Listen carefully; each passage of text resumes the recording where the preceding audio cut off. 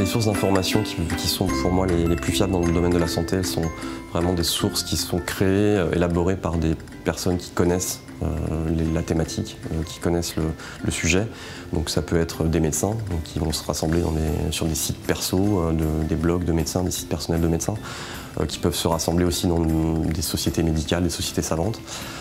Mais ça peut être aussi les patients. Pour moi, je pense qu'il y a énormément d'informations de qualité sur les sites des associations de patients. Je ne pense pas qu'il soit nécessaire de privilégier telle ou telle source.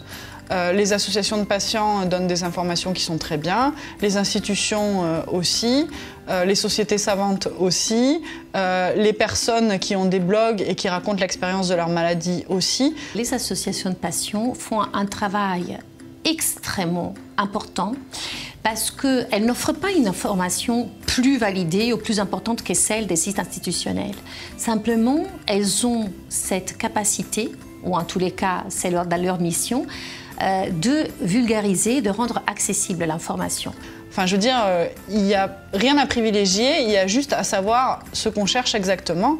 Si on cherche à savoir comment on peut vivre cette maladie, c'est vrai qu'un blog c'est quand même pas mal, ou une communauté de patients avec le récit des expériences des uns et des autres, c'est quand même chouette. Si on a envie vraiment de savoir ce que c'est que les anticorps antiperoxydase, ça peut être pas mal de regarder du côté des sociétés savantes. La seule problématique qu'on peut voir là-dedans, c'est l'éducation, la maturité Internet. Il va falloir que les patients deviennent plus matures et comprennent et sachent faire le tri entre des contenus qui ne servent à rien et des contenus utiles.